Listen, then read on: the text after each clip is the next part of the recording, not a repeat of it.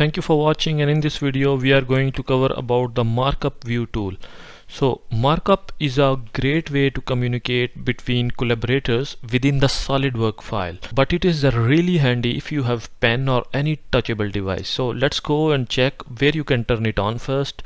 So in the feature manager, as you can go into the part section and then you need to click on it, and then you can go into the hidden tree items. So in the hidden tree items you can go into the last option, which is hide or show tree items. So in this pop-up you can go here on the left side and you can see there is an option markup. So what you can do is you can go and you can show markup. Click OK.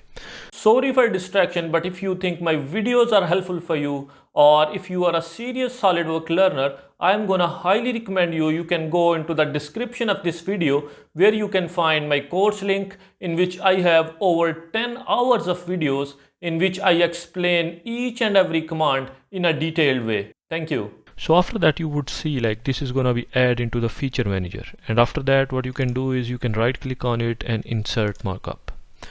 So in this way you can see in the ribbon section you would have a couple of options. So it's pretty similar like sketching tool.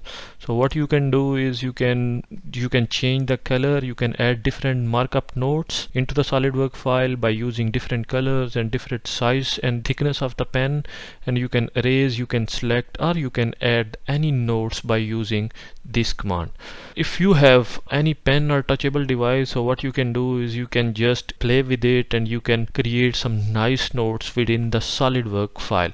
So this is a really handy only in the case if you have a touchable device. So this was all about the markup tool, and this was the last video of this chapter, and in the next chapter we are gonna discuss how we can modify a part. And that's all for today's video. Thank you so much for watching, and I hope you enjoyed it. If you did, don't forget to hit that like button and subscribe to our channel for more videos like this one. And if you are a serious SolidWorks learner, then don't forget to check the course link in the description. Thank you.